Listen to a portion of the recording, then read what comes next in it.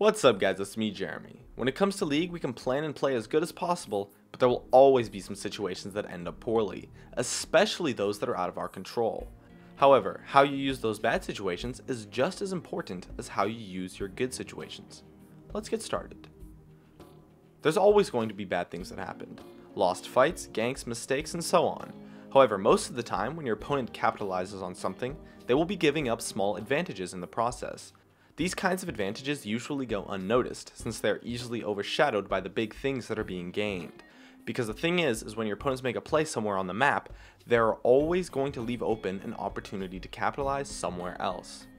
Now if your opponent is making the play on you directly, that's another story. But when someone makes a play on the other side of the map, it's really important to use that time to press an advantage.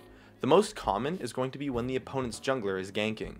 When they gank a different lane, you're completely free to play aggressive, and have a lot of freedom, assuming your jungler hasn't shown on the map.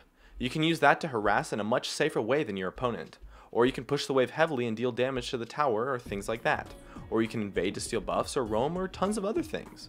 You can pretty much play like the opponent has no jungler for a good 30 seconds to a minute or so, and even if they do get a kill with their gank, if you can create an advantage through the relief of pressure on you, especially if you pull off a gank yourself, take a tower, or get a kill, it completely contradicts the play your opponents made, and makes it not worth it for them.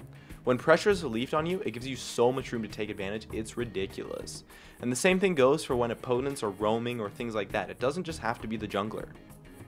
In addition, you can also take into account major cooldowns such as summoners, CS that can be missed in the aftermath, or being able to shop when you die, things like that. Things that you come back into lane with that often have a short window to where you can capitalize on them, but can still be significant. But the key thing is to keep track of those advantages, since they don't last forever. Maybe you get ganked when your summoners are down, and your opponents blow theirs to kill you. That means that when your summoners come up, you now have that as an advantage for a short window of time. It's things like that, as they are often ignored, but they can really turn the tides if you keep track of and understand them, and of course, use them to your advantage, as they can turn things around and make the previous play your opponents made not worth it at all if you can capitalize on it correctly.